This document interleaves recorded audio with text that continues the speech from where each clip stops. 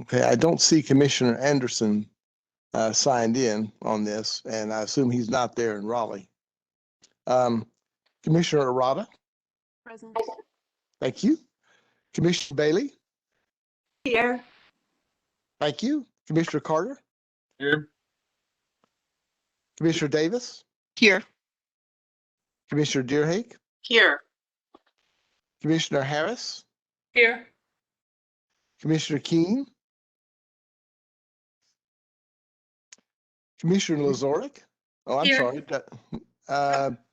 Commissioner Keene, did I just run over Steve? I don't think so. Okay. Commissioner McAdams? Here, and I saw Commissioner Keene on the video. Oh, great. Okay. Thank you. Thank you.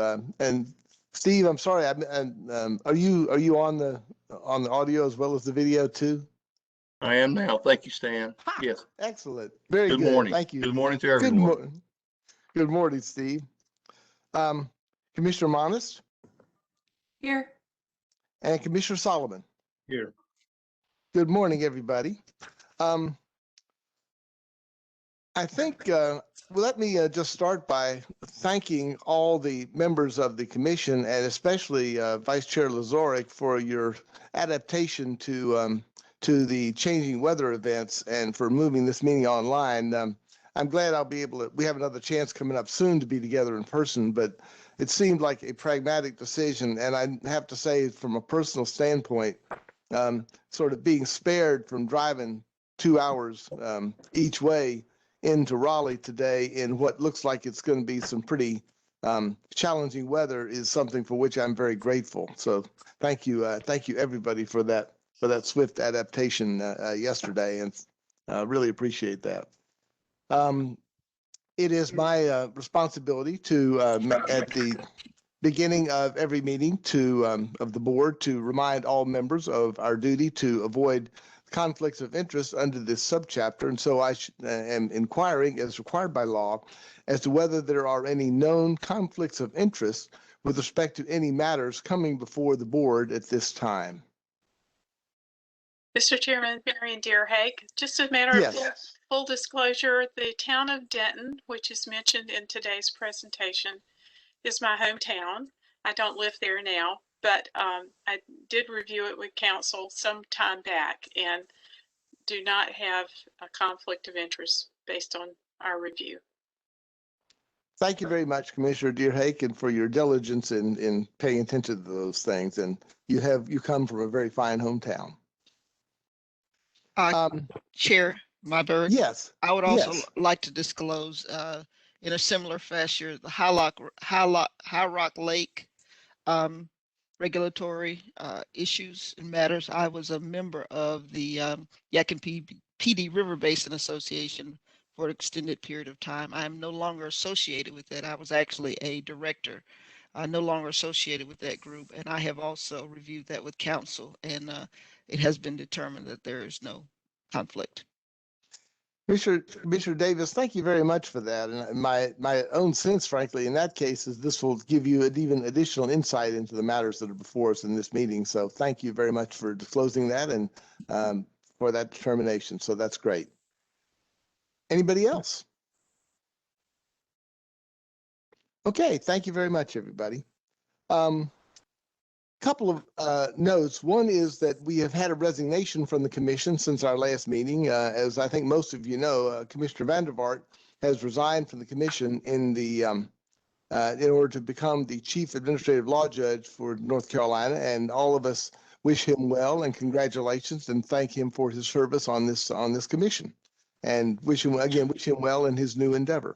There has been a name that's been put forward, although for his replacement, the bill has not passed the Senate, so the name is not official. But Jenny Kelvington has been nominated, and she may be on this call listening in. And if you are, Jenny, congratulations, and we look forward to welcoming you as a full member of the commission when the Senate completes its work. The other item I was going to note is on the minutes. I really want to apologize to the members of the commission. We have had some difficulty with the minutes from the May meeting. We seem to have a challenge in finding our way between Scylla and Charybdis on this, between minutes that are too abrupt and cursory, and minutes that are essentially verbatim transcripts, which is not really very useful either. So I'm working very closely with the vice chair and with the council and with Lois to see if we can't get that tied down. And if we really get our act together, maybe we'll be able to bring the minutes for the May meeting up at our special call meeting in next week. But apologies for not having them for you now. They are very much in process. So. Sorry to interrupt. Lois did send them out by email, but just this, I think it was late last night. So there might be time if people are able to review them, in fairly short order and to get the last edits made to hopefully approve them on Tuesday. But. Oh, great. Oh, excellent. Thank you. That's very helpful. And review them. That includes, I'll raise my hand. I have not been able to look at them, so I'm looking forward to do it. Hopefully we can do that and get that caught up next week. Okay. Well, let's move on to our action item for today, and that's to request approval to proceed to public notice and hearing with proposed amendments to 15A NCAC 02B.0211, which is for a site-specific chlorophyll A surface water quality standard for the High Rock Lake Reservoir and the associated regulatory impact analysis. And this, I know Chris Ventolaro is going to do the presentation on this, but Commissioner Deerhake, I know this was considered by the Water Quality Committee back in May, and I wonder if you had any introductory remarks before Chris does his presentation. Thank you, Chairman Myberg. We did hear the presentation. We had a full discussion. The vote was unanimous to bring it before the EMC today with recommendation to go to public hearing. Very good. Well, after the presentation, I'll probably come back to you for discussion and other subsequent action. So with that, Chris, I think the floor is yours.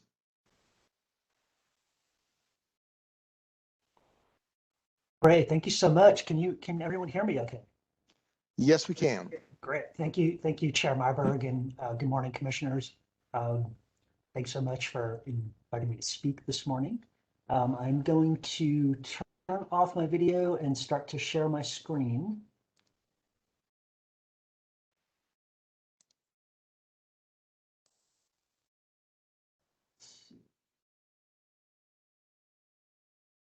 Okay, can everyone see my screen okay, the presentation? I can. Great, thank you so much. Okay, so good morning again. My name is Chris Ventolaro, and I work with the Division of Water Resources in the Classification Standards and Rules Review branch. And today I will present on the amendments to O2B 0211 for a site-specific chlorophyll A surface water quality standard for the High Rock Lake Reservoir.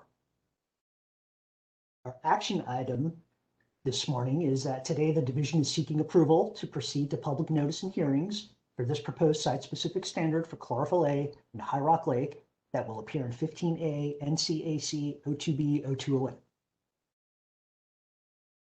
The following items are attached as part of this action item. We have attachment A, which is the proposed rule amendments to 15A NCAC 02B 0211.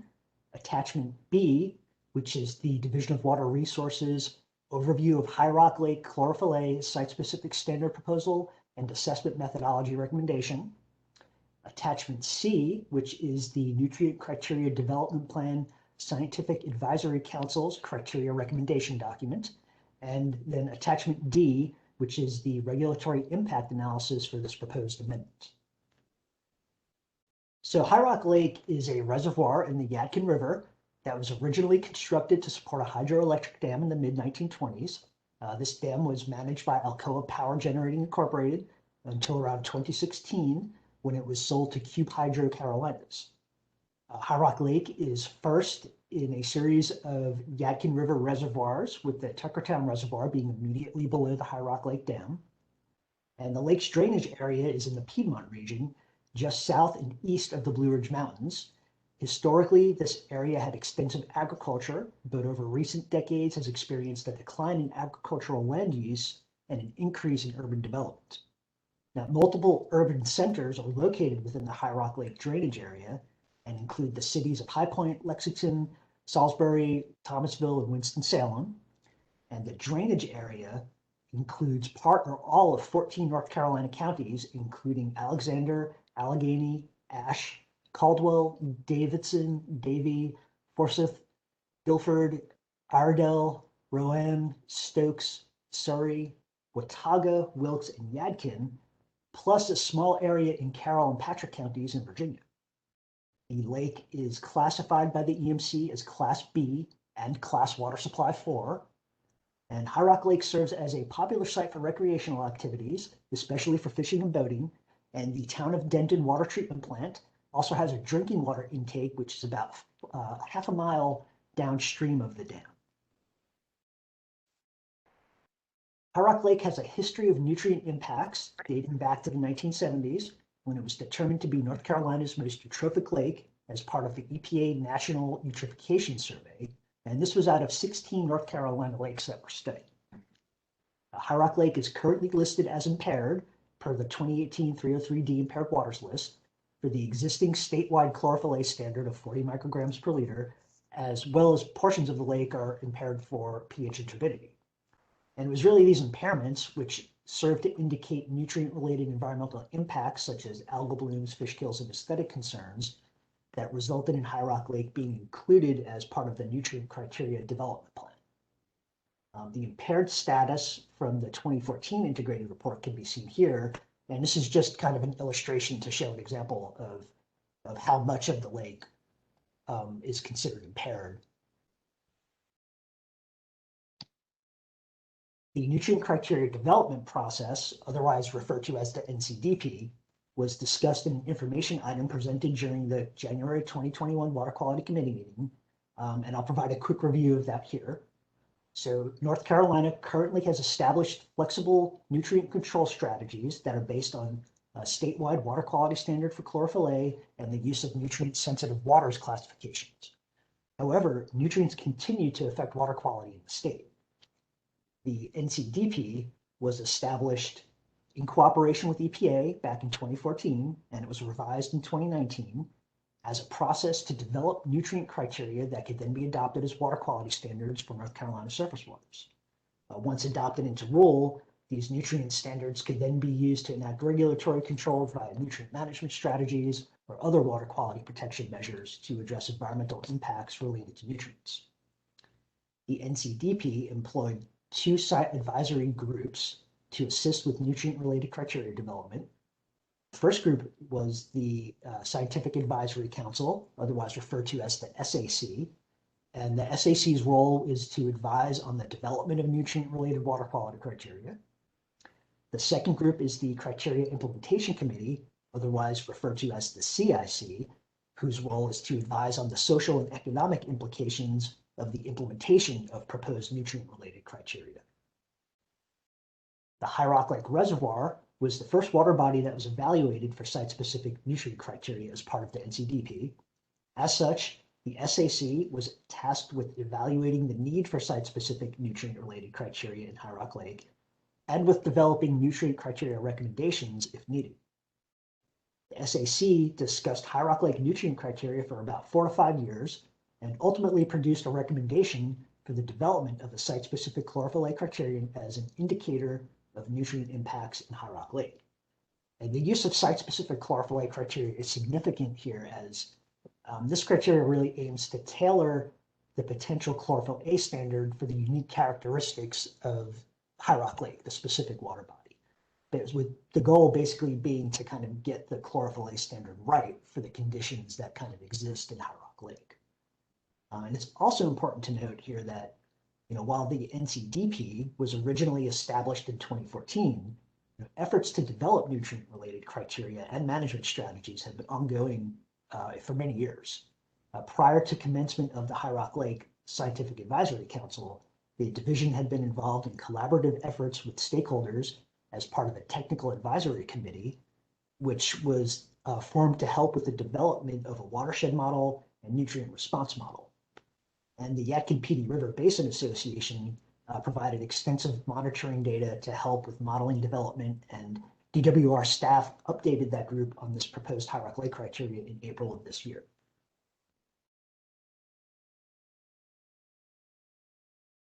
So the SAC criteria recommendations served as the basis for developing the proposed site-specific chlorophyll A criteria that is before the Commission today. In addition to the SAC recommendation, implementation considerations such as monitoring schedules and capabilities were taken into consideration to develop the proposed rule language. Following the drafting of the proposed site-specific hierarchical criteria rule language, staff consulted with the NCDP Criteria Implementation Committee as well as with EPA, and the feedback received from both of these groups led to the development of the DWR Overview of Hierarchically Chlorophyll A Site-Specific Standard Proposal and Assessment Methodology Recommendation document, which is provided to you as Attachment B. And this document provides an overview of the development of the proposed hierarchical standard, and also includes a recommendation for an associated assessment methodology to be considered following adoption of any site-specific standards.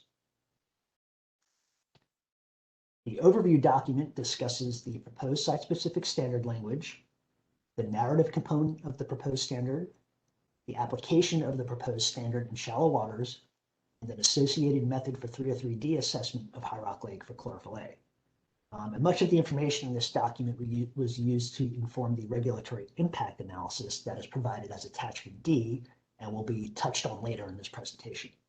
And then before I go any further, I think it's important to note that this criteria that's being proposed today is not a blanket criteria proposal for the state.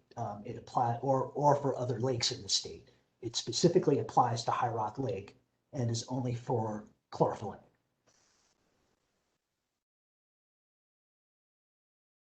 And this brings us to the actual proposed site-specific hierarchical chlorophyll A criteria.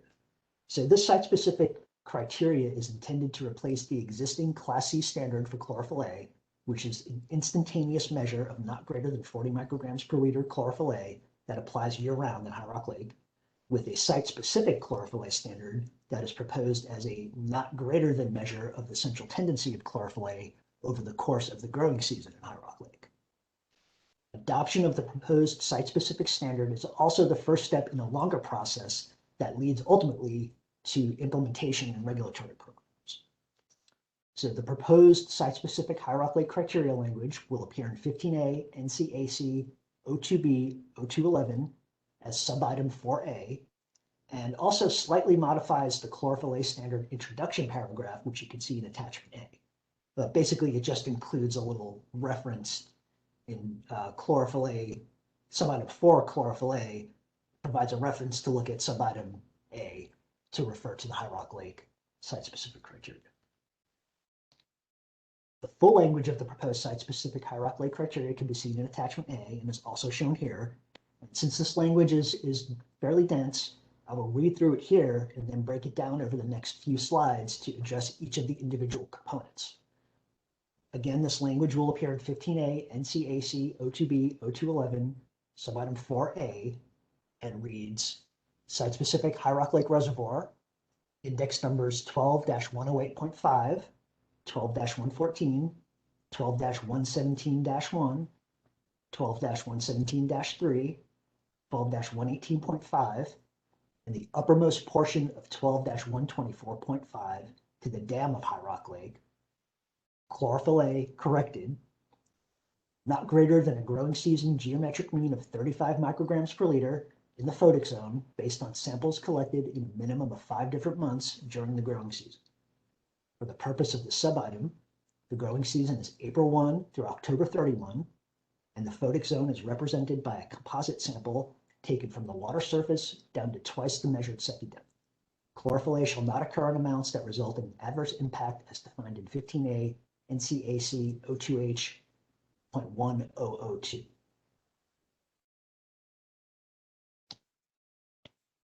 These are the individual components of the proposed criteria, and I'll go into more detail in each of these in the following slides, but the components include a spatial definition of the site, a magnitude, a duration with temporal consideration, a water column component, a sampling requirement, a narrative statement, and a frequency component. I'll start with the spatial definition component. So defining the spatial extent where a standard will apply is an important component for a site-specific standard. For High Rock Lake, we use the water body classification index numbers that you see listed here. These index numbers correspond to the defined extent of High Rock Lake in the NCDP and already appear as part of the classification of these waters. So this was a convenient and established means of defining the site. They incorporate the main stem of the lake and its tributaries as highlighted in blue on this map. And one thing to note is that the language describing the area near the High Rock Lake Dam is necessary because the stream index number in that area also includes part of the Tuckertown and Baden reservoirs. So the proposed language specifies that only the portion of the stream index number up to the High Rock Lake Dam applies for the site-specific High Rock Lake criteria. If you can see my laser pointer, the specific area that I'm talking about is right here down by the dam is this horizontal line here. And that portion of 12-124.5 is kind of this area here with the Tuckertown Reservoir beginning here and extending here.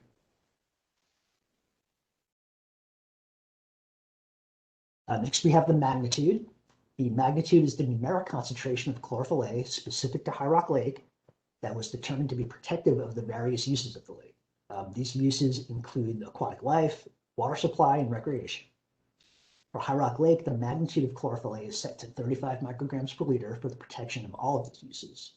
Now, much of this information was based on chlorophyll A concentrations obtained through the literature. This provided ranges of chlorophyll A that could be protective of the various designated uses. And the graphic on the right kind of shows part of the process for how the 35 micrograms per liter magnitude was determined. And this is discussed in more detail in the SAC criteria recommendation document. The duration is the period of time over which samples are examined to compare to the magnitude. For High Rock Lake, this duration is expressed as a growing season geometric mean, with the growing season being defined as April 1 through October 31. An important consideration of this growing season duration component is that the sampling must occur in a minimum of 5 different growing season months.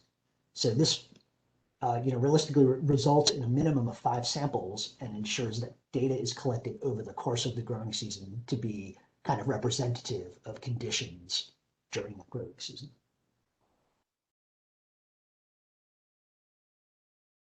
There's also a spatial component within the water column that must be considered. And this is consistent with how reservoirs are routinely monitored and requires that samples be collected as composite samples throughout the photic zone. The photic zone is defined as the uppermost layer of a body of water that receives sunlight, allowing for phytoplankton and to perform photosynthesis. And it is determined as being 2 times the Secchi depth. The Secchi depth is determined by lowering a disk down to a depth where it is no longer visible, and this depth is then recorded as the Secchi depth and provides a measure of the transparency of water. The use of 2 times the Secchi depth to estimate the photic zone is a general guideline based on studies of aquatic plant growth. Composite samples are to be collected from just below the surface down to 2 times the Secchi depth, and if the Secchi depth is clear to the bottom, the division's protocol is to take a composite sample down to 0.5 to 0.3 meters from the bottom without disturbing the sediment. Next, we have the proposed narrative component. So narrative standards generally complement numeric standards and address situations that the numeric standard components may not capture. For High Rock Lake, the Scientific Advisory Council recommended that a narrative standard be adopted to address shallow waters and isolated coves and backwaters, but did not recommend specific language. The division agreed with this need and in lieu of the SAC recommendation proposes the language that you see here. It's important to note the difference between the application of the numeric and narrative standards and how they kind of work together and complement one another. So for example, the proposed seasonal geometric numeric standard may be used throughout the lake to generate data showing long-term water quality impacts resulting from high chlorophyll A levels. These determinations can be used to inform decisions regarding whether specific events are resulting in standards violations, or that data could also go into the assessment of the overall water quality conditions in High Rock Lake over time. The narrative standard complements this by providing an avenue to evaluate circumstances where detrimental effects are observed in areas of the lake that may be difficult to sample throughout a growing season. This may include shallow areas and isolated codes that may exhibit conditions that result in possible use impacts.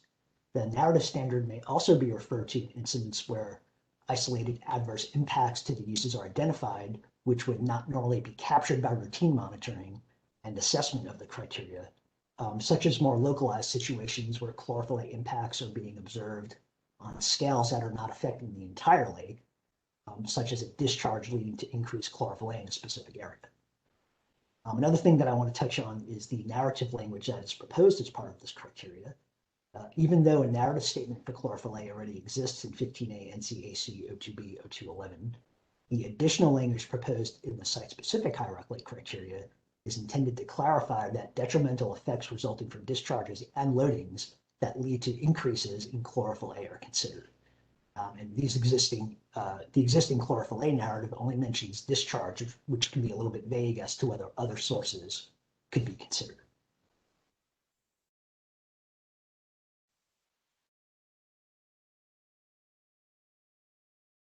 And the last component is the water quality standard frequency. And so when we're talking about frequency, what we're really asking is how often can chlorophyll A occur at levels above the standard without impacting the uses? For High Rock Lake, the site-specific chlorophyll A standard is proposed as being a not greater than measure, similar to the current statewide chlorophyll A standard, which is not greater than 40 micrograms per liter in non-fought waters. However, where the existing statewide chlorophyll A standard is based on an instantaneous measure of chlorophyll at a single point in time, the High Rock Lake criteria is proposed as not greater than a seasonal geometric mean based on composite samples in the Photic Zone with data collected in a minimum of 5 growing season months. So this equates to an indication of the central tendency of chlorophyll A at a particular monitoring station over the course of the growing season. So even though this is written as a not greater than standard, the proposed language actually allows for a much greater degree of flexibility in determining the attainment of the standard over the course of the growing season as compared to the existing standard.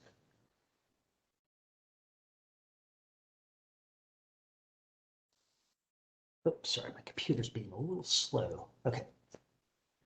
Our estimated timeline for High Rock Lake chlorophyll A criteria is shown here. The goal is to publish the notice of text and begin the public comment period on September 1, 2021, with a public hearing held in mid to late October, and then back to the EMC adoption in January of 2022, and then submission to EPA for the Clean Water Act review by May 2022. And before I end, I just want to touch on the regulatory impact analysis for this proposed site-specific standard. Adoption of the site-specific chlorophyll A standard for High Rock Lake is not expected to result in cost or benefits to local or state governments, nor to the regulated community, as compared to the regulatory baseline, which is the existing 15A NCAC 02B 0211 statewide standard for chlorophyll A. However, it is possible that significant indirect long-term costs and/or benefits may occur, though it is not possible to quantify these before the development of a total maximum daily load and adoption of a nutrient management strategy for High Rock Lake. These actions would follow adoption of the site-specific chlorophyll A standard, with any nutrient management strategy undergoing its own rulemaking process and regulatory impact analysis. And then I would just like to restate our action item request. So the division is seeking approval to proceed to public notice and hearings for this proposed site-specific standard for chlorophyll A in High Rock Lake that will appear in 15A NCAC 02B 0211. And with that, I'm happy to take any questions. Chris, thank you very much for that excellent and very detailed and comprehensive presentation. It is, as you noted, one that's pretty involved, and I'm sure there are probably questions by members of the commission. In light of the fact that we're doing this remotely, and it's a little sometimes awkward to go through the sort of normal recognizing of people, sort of, since I can't see everybody's face, let me suggest that perhaps the best way to go forward is to do sort of follow the model of just going around the commission table and see if people have questions. And I'm going to start, if I can, with I see Commissioner Anderson is on, and Commissioner Anderson, do you have any questions? No questions. Thank you. Commissioner Arata? No questions. Thank you. Commissioner Bailey? No questions. Thank you. Commissioner Carter? Yes, one quick thing for the presenter. Am I not correct? You mentioned a water intake for Denton. Does Salisbury not also have a water intake on the Yadkin, maybe just above the lake? It's possible that they have one above the lake, but considering, the consideration for High Rock Lake wouldn't, it wouldn't really include water intakes above the lake since they wouldn't be affected by the High Rock Lake system directly. So anything downstream would be All right, affected. thank you. Thank you, Commissioner Carter. Commissioner Davis? No, thank you. Commissioner Deerhake? I know I'm going to come back to you after we go through any other questions, but any questions at this time? I have no questions for myself. As I say, we had a good discussion in committee, and we did receive a number of comments along the way. And one of the comments from the commissioners attending, Commissioner McAdams can speak to this if he would like. He seconded the motion to bring to the full commission, but he did express an interest in the hearing officer's report, being completely aware of the interests expressed by members outside of the basin who were interested in knowing about the potential for the transferability of a policy that's set. Again, we were assured by the staff this is a site-specific criterion and it is not directly transferable to other basins. So. Thank you. Commissioner Harris? No questions. Commissioner Keene? No questions. Commissioner Lazorick? No questions. Commissioner McAdams? No questions, and Committee Chair Deerhake has put forward the comments I had back in the committee. So nothing further. Thank you. Thank you. Commissioner Monist? None for me either. Thank you. Commissioner Solomon? None here.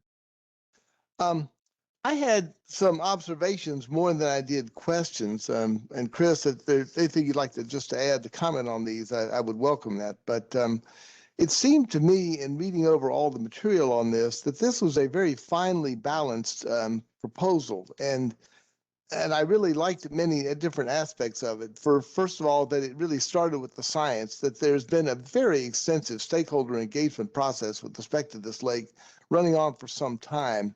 And so it started with that and a pretty robust process for trying to sort of make sure that everyone involved started with the same scientific understandings. Whenever you're setting water quality criteria, there's, as you correctly noted, Chris, there's a whole bunch of considerations. You had issues of timing and frequency of sampling. There were issues of the actual number, the stringency of the chlorophyll A number.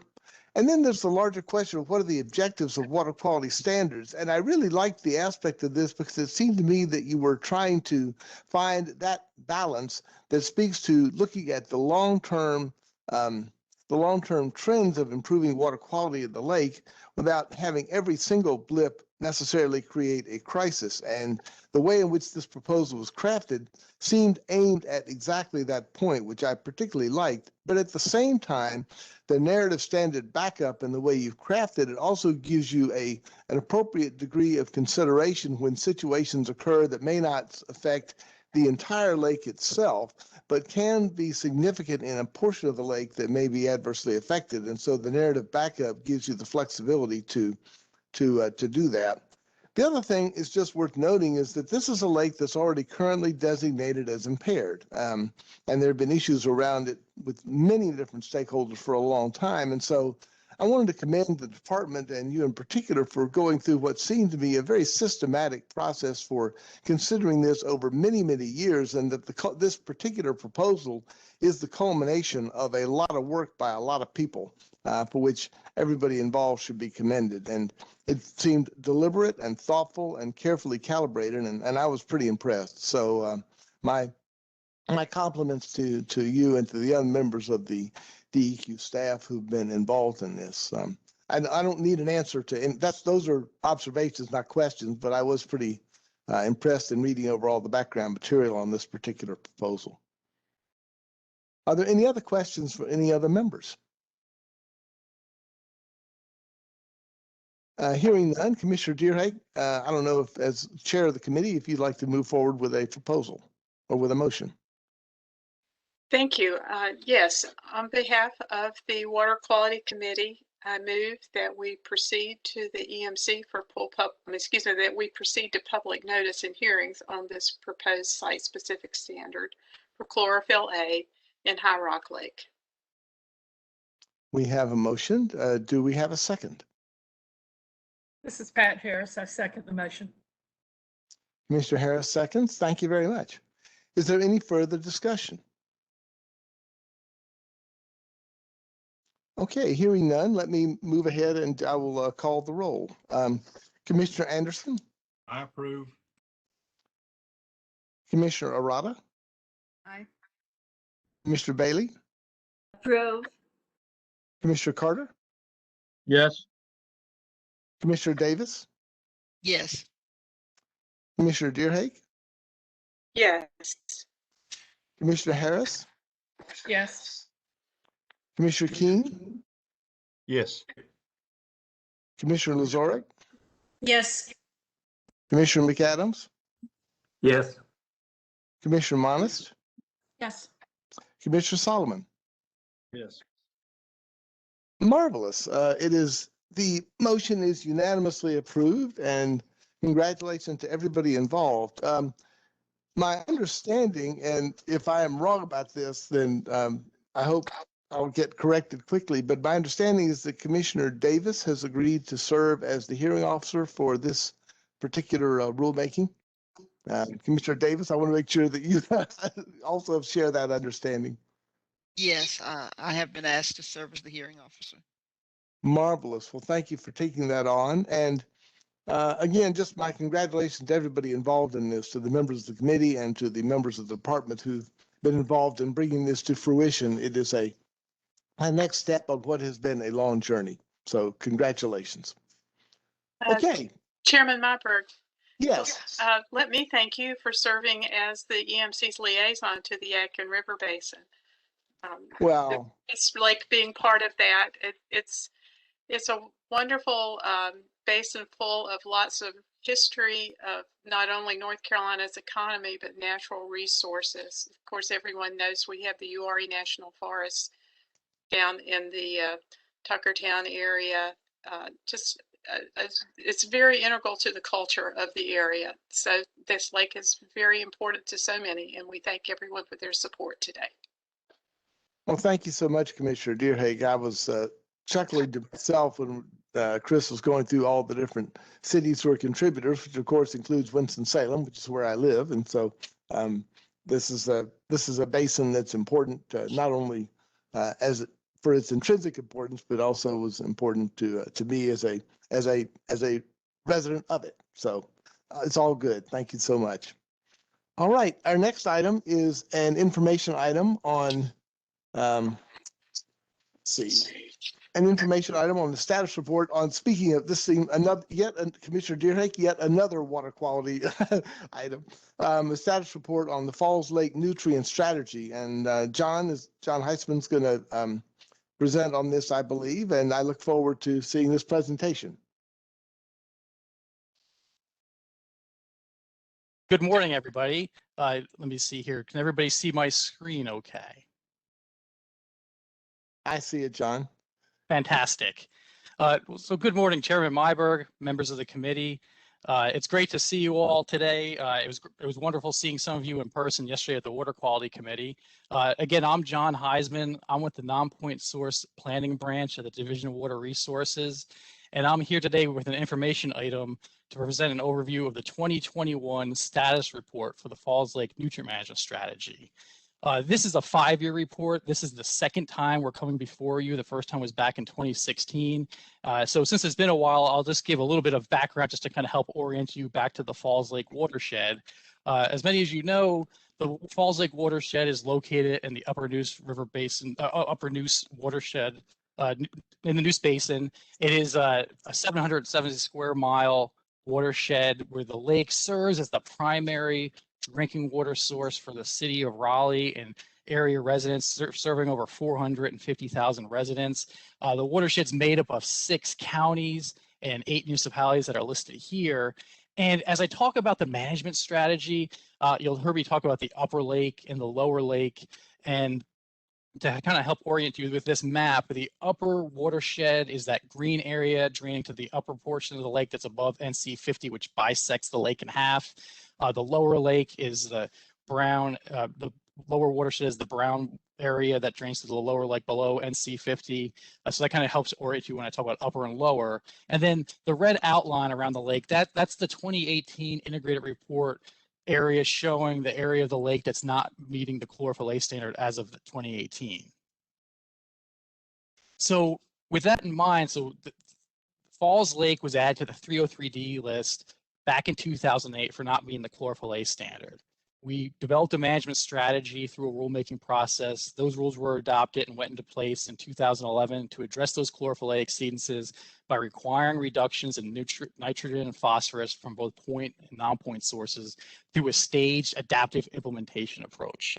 That staged approach was broken out into 2 stages. With stage 1 spanning 10 years, originally from 2011 to 2021, calling for a 20% nitrogen reduction and 40% phosphorus reduction, with the overall goal of achieving standards in that lower lake portion below NC 50.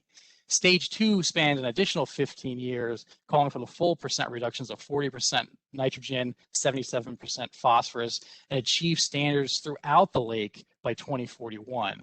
As you know, the recession law passed back in 2016 that extended the implementation of the stage 1 requirements until the Falls Lake rules are readopted. And that legislation also established that UNC policy collaboratory that initially was studying Jordan Lake and is now transitioning to studying Falls Lake, and will be making recommendations in their final study report that is due to the commission in 2023, and that will feed in and inform the rules readoption process that's scheduled through that legislation to begin in 2024. So with that in mind, in terms of keeping in mind the large reductions that are required under the rules and the long time frame for achieving those reductions, and in light of those sizable commitments and to inform potential adaptive management, the rules require the division to report to the EMC every 5 years on how things are going in terms of implementation in the lake, addressing technological and scientific advancements in control technologies, addressing those inherent uncertainties in all models that help form the nutrient management strategy, evaluating the changes in nutrient loading and water quality progress to the lake. And all this information is just to check in on how things are going, what's going on, what advancements have been made, and potentially inform recommendations for the adaptive management process. And I did want to highlight that along with the requirements of addressing these things in the rules, the rule also calls for us to work with stakeholders in developing this report. And we did reach out to Falls Lake stakeholders, provided a draft of this report back in March, and did receive comments and worked through some very helpful and constructive comments that we received from the UNRBA, the Upper Neuse River Basin Association. So the way the report is laid out is basically in 3 primary parts, addressing what's called for under the rules, where the first section is about the rule implementation status, where we are today in terms of implementation. And then we have a section that goes over the water quality progress, looking at the lake and watershed trends, looking at changes in nutrient loading to the lake itself and the chlorophyll A concentrations in the lake. Also provide an overview of the integrated report summary on meeting the chlorophyll A standard in the lake. And this year we have some additional analysis that we summarized that was done through the UNRBA's ongoing or special monitoring project that they conducted, where they provide some additional analysis for us to consider. The state of knowledge, this is where we get into the overview of advances in science and control technology. And this year, some new additions are providing summaries of UNRBA special studies that they conducted as part of their monitoring project, as well as providing a summary of the collaboratory Falls Lake study, which is ongoing, but they did provide an interim report back in December. So I'll transition now into the rule implementation status portion of the report to give you an overview of how the implementation has been going. And starting off with the wastewater reductions, and this I think is something really important to highlight of one of the big successes in the Falls Lake watershed is the reductions that are being achieved by the wastewater treatment plants. This graph shows the combined reductions for the 3 treatment plants that are in the upper watershed. We basically have 3. That's the North Durham plant, the Hillsborough plant, and Sigwassa plant. And you see the stage 1 allocations in orange and the stage 2 allocations in green across the bar graph. And as you can see, they were required to meet their stage 1 reductions by 2016, and they in fact were meeting the nitrogen reductions by 2014 and have made additional reductions since then. And as of 2019 combined, they're achieving a 57% reduction in nitrogen. So not only is that below their stage 1 allocations, they're actually currently below their stage 2 nitrogen allocations at this point as of 2019. Likewise, the 3 plants are doing a fantastic job of over reducing their phosphorus discharges as well. They are currently achieving a 73% reduction in phosphorus as of 2019, and that's just almost at their stage 2 reduction is a 77% reduction, so they're almost at their stage 2. I think it's important to highlight that these reductions have come through significant improvement investments over the past couple of years by these plants where, Durham, they completed a $30 million improvement as of 2018. Sigwassa wrapped up a $30 million improvements to their plant back in 2017. And Hillsborough was 2014 where they wrapped up a $19 million improvement. So they're all doing a really good job. It's also important to realize, though, that moving forward, this is a big success and it should be highlighted that these 3 plants are currently operating about half of their permitted flow. So as we continue to see growth in this urbanizing watershed and flows increase from these plants, it's going to become increasingly operationally and economically challenging for them to maintain the high levels of reductions that they're currently at. But this is a great success for them at this point, and certainly playing a role in improving the lake. Transitioning from the point sources to non-point sources, agriculture is also reporting significant reductions with, as of 2018, agriculture is reporting a 77% reduction in nitrogen loss in the watershed. This is largely through ag. There's a smaller footprint in Falls where there's basically about, back in the baseline, there was about 55,000 acres of ag, and a lot of that is actually pasture land. There's a lot less row crops in Falls and more pasture land. And we've seen significant loss in cropland since the baseline through 2008, where we've seen a drop from about 55,000 acres down to about 25,000 acres. So through that drop in cropland and reductions in nitrogen application rates and implementation of BMPs, we've seen significant reductions in their nitrogen. And they also do a qualitative accounting for phosphorus, and that accounting also shows that there's been no increase in the risk of phosphorus loss. So ag is also doing a good job in implementing the rule requirements under stage 1. We have stormwater requirements in Falls as well, and the new development stormwater rules have been implemented by all the local governments in the watershed since July 2012, where they adopted them in their local ordinances. Under these requirements, developments need to meet nutrient export rate targets. That's done through installing stormwater control measures on site, and then once they achieve a certain level of reduction on site, they can go off site and pay for nutrient offset payments through either private mitigation banks or the Division of Mitigation Services. I also want to point out that state and federal entities also have similar requirements. And as of December 2020, there's been approximately 341 nitrogen buy-down transactions totaling in 115,000 pounds and 329 phosphorus transactions totaling around 16,000 pounds. And these nutrient offset payments that go to DMS and private banks, they fund ag buffer restoration projects that are used to offset the pounds. along with the new development requirements, there's existing development requirements for reductions from existing developed lands. And under this rule, back in 2013, the local governments and falls conducted inventories of their existing developed lands and reduction opportunities.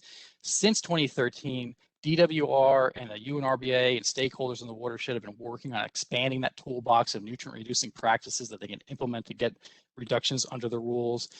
We've also subsequently developed a credit catalog that's a comprehensive list of all the state approved nutrient reducing practices for all of the rules, including existing development. And so kind of a one-stop shop to see what practices are available and guides to their design standards. We've also completed the model program for existing development, which was approved back by the EMC in January, that local governments can use to develop their local programs.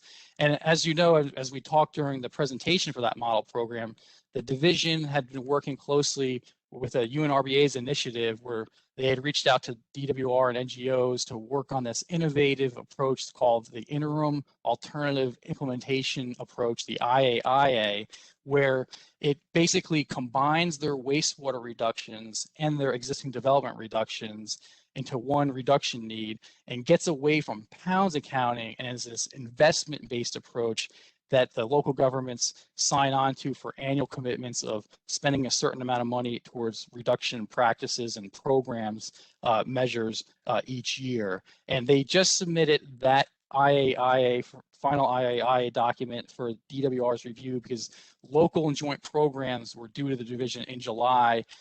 So we're in the process of reviewing that, but we were included very closely in the development of that. So we see a lot of promise in the IAIA and are currently reviewing that at this time. So I want to transition from the implementation aspect to the water quality aspect of the report. And what the division did was we first looked at lake loading analysis from the 5 upper tributaries. The 5 upper watersheds are shown in beige here on the map, and they're the Eno, Little, Flat, Napa Reeds, and Ellerby Creek. We have ambient monitoring stations, and there's USGS flow stations on each of these tributaries. And we did this analysis using 2 different methods.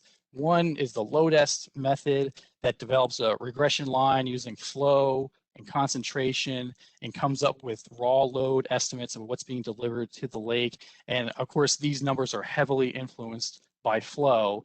And then to kind of take out that year-to-year variability of flow and get a better handle on impacts from management measures, we created flow normalized loads using this weighted regression time, discharge, and seasonal WRTS method as well.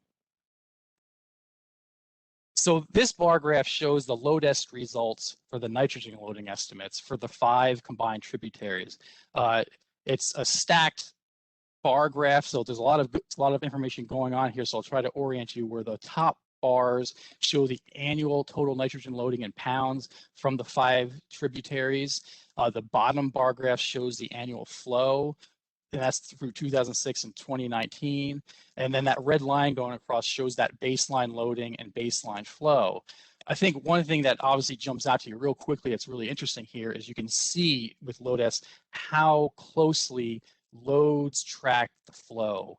As you see, we have higher wet years where we saw a lot of precipitation, you'll see an increase in load. And drier years like 2011, 2012, you'll see decrease in loads. And most recently, we saw a lot of tropical storms come through the triangle back in 2018, 2019, and you see some significant wet years going on. So flow has increased through 2019 relative to 2006 by more than 100%. As such, we have seen, using LODEST, a 37% increase in nitrogen loading pounds. Again, that's heavily driven by that flow. And it's interesting to point out that even though we saw 100% plus flow increase, we saw less than half that percent increase in nitrogen loading. So that suggests to us that management measures are having an impact, and it's not just about that flow. Looking at the phosphorus, we see similar trends where the phosphorus tracks the flow as well, but it's actually recording a 17% reduction in phosphorus loading in the watershed. And we think that's largely in part getting back to those high overperforming point source reductions in phosphorus, that 73% reduction in phosphorus I was talking about earlier, that's playing a large part in seeing these load estimates for phosphorus being reductions here. So those results, looking at it, it's really helpful to get an idea of the raw loads coming to the lake, but it really highlights the point, to need to look at loads in a way to statistically remove flow to get a better handle on the impact of management measures on the load. And again, for that reason, we developed these flow normalized loads to remove that year-to-year variability of flow. Looking at the same time period for 2006 to 2019, we saw downward trends in total phosphorus in all the 5 upper watersheds, for a combined of 52% reduction of phosphorus using flow normalized loads. Likewise, we saw a downward trend in nitrogen in 3 of the upper 5 watersheds, and those 3 happened to be the watersheds that had point sources where we're seeing those significant reductions. And then we saw upward trends in nitrogen in 2 of the non-point source dominated streams, ranging from 7% to 20% increases. So the kind of the takeaway there is, we're seeing point source influence streams experiencing decreasing loading. When it comes to the non-point source dominated tributaries, we're not seeing that decrease. But it does point to, again, like we get a better handle looking at this about the impacts of management measures and looking at loads that are influenced by things other than just flow. Along with the loading analysis, DWR does the chlorophyll A analysis on the lake as part of its integrated report assessment to comply with the Clean Water Act. And we collect chlorophyll A samples at 12 different stations throughout the lake. And this map shows the 2014, 2016, and 2018 integrated report chlorophyll A standard assessments. The red is the not meeting criteria section of the lake, the upper lake. Blue is meeting criteria, and gray is data inconclusive. And I do want to caution, we thought it was helpful to show these 4 integrated report assessments that capture those 5-year data window rolling periods. We try not to compare too much across the integrated reports because there's different data that's submitted sometimes from third parties, and there's been changes in the assessment units and methodologies. So sometimes that causes things to flip on and off in terms of being data inconclusive or not meeting criteria. But overall, the picture here is showing that the majority of the lower lake, that area below NC 50, with the exception of 1 or 2 arms that are inconclusive, is shown to be meeting the chlorophyll A standard, which is the goal of the stage 1 strategy. So things seem to be moving in the right direction in terms of chlorophyll A for the lower lake. In addition to DWR's analysis, there was some really helpful supplemental analysis done by the UNRBA, the Upper Neuse River Basin Association, where they actually conducted their own special supplemental monitoring over the course of 2014 and 2018, where they sampled 38 tributary stations monthly. That included 18 stations on all the tributaries leading into the lake and 20 additional jurisdictional loading sampling stations throughout the watershed. And the purpose behind them collecting all this data was to help them fill gaps and support a supplemental lake model that they plan on developing as part of the re-examination process, where the UNRBA is developing a new warmth watershed model, a new warmth lake model, a new lake EFDC model, and statistical model for Falls Lake to inform the rules readoption recommendations and their whole re-examination of the stage 2 rules.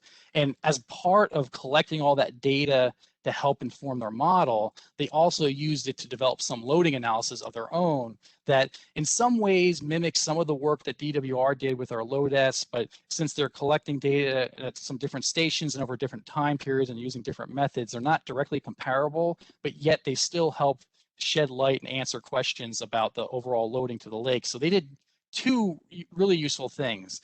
One is they looked at this total baseline loading analysis that looked at 2006 and 2018. And where DWR did our LODES, where we looked at the upper 5 tributaries, which happened to contribute 75% of the flow to the lake, this analysis looked at all 18 tributaries because the UNRBA has been collecting data since 2014 to 2018 on those 18 tributaries. Of course, we weren't collecting data on all those tributaries back in 2006. So what they did was they used the original lake model, the EFDC model, to estimate 2006 loads from those tributaries compared to the 2018 loads they estimate with their monitoring, and then considered things beyond just tributary loading, looking at things like atmospheric deposition and contributions from lake sediments. And once you look at that kind of total holistic picture, they came up with an estimate of showing loads decreasing by 13% in nitrogen and 15% in phosphorus. So that kind of gives us an idea that it's important to keep in mind there's things going on that affect loading beyond just tributary loads that we need to keep in mind when we think about the rules readoption. Along with that, they did this more historical analysis where they looked back all the way back to 1983 when the lake was first impounded and did this post-impoundment loading analysis where there's been 3 tributaries that happen to have point sources and falls that have been monitored since 1983. And so we have that long historical data set, and they went back and used the generalized additive model, GAM, that can assess large sets of historical data to compare the loading from 1983 to 2018. And that analysis showed that since the impoundment of the lake, we're seeing a 60% reduction in nitrogen and 90% reduction in phosphorus, which are huge numbers, but not totally unexpected when you think about that expected initial spike in nutrients when the lake was first impounded and all that area was submerged and the aquatic vegetation submerged. And then you have that subsequent processing of all that nutrients and the phosphate detergent ban and point source reductions over time. And again, these reductions are measured relative to the impoundment of 1983. So again, I think the important thing here is while it's kind of a mixed bag in results of our analysis and theirs, they all seem to be pointing at things going in the right direction in terms of getting load reductions. I also want to close out by just covering real quickly the third section of the report, and that's the state of knowledge section, where the rule actually has listed topics in the rule that we need to cover in the report. And that's things like reporting on the current state of wastewater treatment technology and stormwater technologies, atmospheric deposition trends, studies evaluating nutrients from groundwater on-site systems, and a few other topics listed here.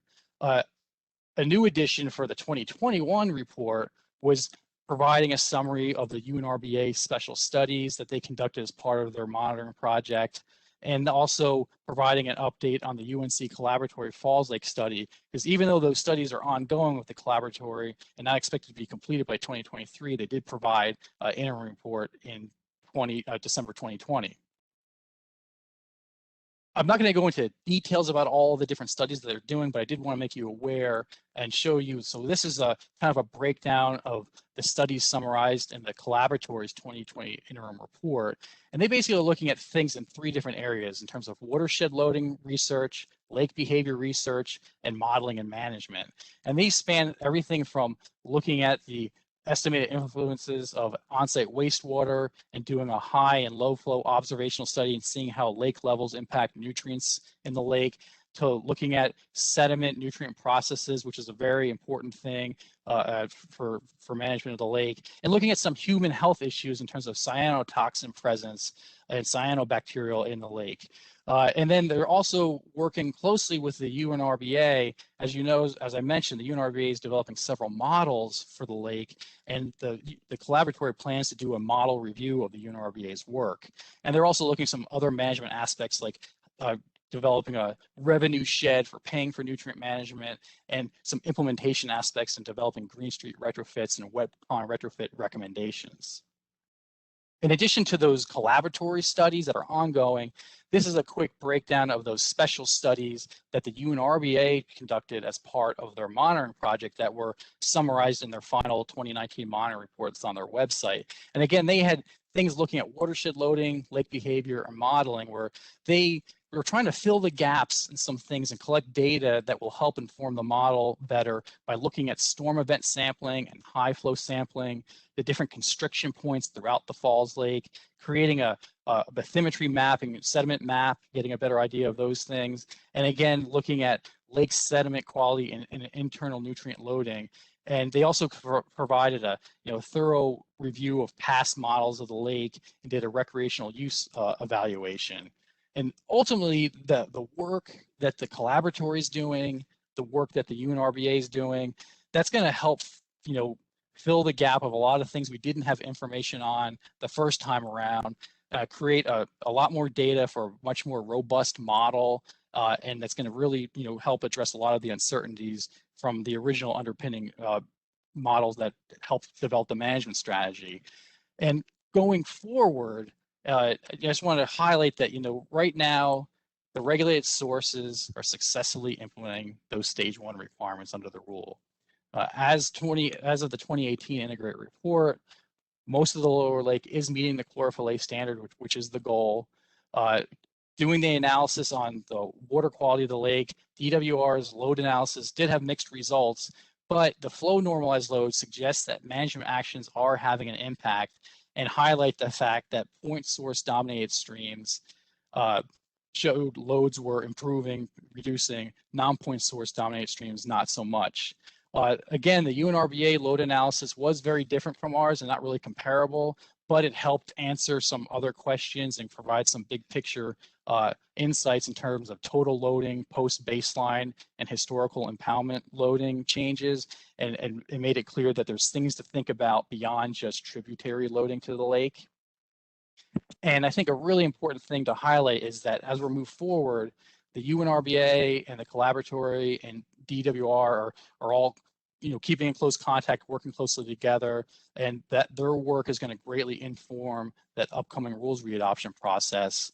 And as I'm kind of repeating myself here, but I think it can't be overstated that all that additional data that the UNRB has collected is going to really help develop a more robust model, and it's already kind of highlighted things that we need to take a close look at in terms of the importance of lake sediment loading and the role that plays in the lake, and atmospheric deposition changes. The collaboratory work overall will help us improve our understanding of the lake itself and lake management behavior, and has that human health related focus as well. The next steps in the process, the UNRBA is planning to wrap up their modeling work by 2023. The collaboratory final report is due to the commission by the end of 2023 as well. And then under that legislation, the EMC rules readoption process for falls is scheduled to begin in 2024. And all of that remodeling work and collaboratory work will help inform that process that starts in 2024. And under the rules, we're required to come back with our next 5-year report in 2025. And at that time, we'll be able to capture all the final results of this work that's going on and be laying out recommendations for moving forward, because we anticipate that rulemaking process, if it begins in 2024, it'll probably wrap up sometime around 2026 based on past experiences. So I know that was a lot of information. It's a pretty robust report. I hope that gave you all a healthy overview of all the content it contained. And with that, I'm happy to take any questions you may have. Well, John, thank you very much for that very comprehensive and thorough report. And that really, to me, I have to say that it demonstrates to me the foresight of the General Assembly in providing for regular updates, because a lot's happened over the last 5 years, and it's good to capture that in this report back. And a lot of it seemed to be very encouraging, although there's still a lot of work to do, obviously, too. I think I'm going to follow the same procedure I did on the last item of just going around and asking for questions, and just go down the list. Commissioner Anderson, any questions? No questions. Commissioner Arata? Just one comment about the modeling for the sediment load analysis. When you all come back in the future to report on this, getting more details about how that modeling works and exactly whether or not that would be applicable to other lakes would be really helpful. I know we've talked about sediment loading in other contexts, and that's kind of been a question mark throughout our discussions. Okay, great. I'll definitely plan on that. Thank you. Commissioner Bailey? I want to thank you for the presentation, and I was just curious about, I guess, what the wastewater treatment plants had to do to improve their discharges into the lake. I mean, I know I was looking at the report and it says there's nitrogen removal technology that wasn't used? Was a lot of money spent by the local governments to get to this point to install new technology? They mainly they did a lot of improvements to their existing technology and kind of optimized their current treatment. I know for a fact like Hillsborough did, they kind of moved from a 2-stage biological treatment to a 5-stage biological treatment process that's more efficient and getting reductions. And then Seguasa and Durham, they both invested in their existing biological 5-stage processes and kind of just optimize those current systems. And they have laid out plans for additional things, to make improvements to that. But it was a lot of optimization of current technology. Okay, thank you. Commissioner Carter. Done. Thank you. Commissioner Davis. I do have a quick question related to slide number 15. Oh, let me move to that. Okay. First of all, thank you for the presentation. It was very, very thorough. But my question is, what is it about this data? Because you've got some areas of the lake that are consistently inconclusive in the data and reporting. Is there something? What makes the data inconclusive? And then my second question would be, we've got just a 5-year span here, and there doesn't seem to be significant change or improvement. And what kind of issues, concerns, or modifications would the report suggest to get some improvement in those areas that are not meeting criteria? Sure. So I will say that some of the changes that you see across these integrated reports, so back in 2016, we started receiving data from the North Carolina Aquatic Systems branch, where they provide their data to the NCAE data. And that's why we have some breakouts of segments, as we get additional stations that show different results from current stations. Segmentation of the lake will change over time. And then when you look at those individual stations, the assessments done by these individual stations, data inconclusive could be just not having enough sample results, or we have enough sample results, but the statistical significance isn't meeting the criteria for saying it's not meeting the standard. So that's where you're seeing some of those gray areas. So having some more data from those points could help with that over time.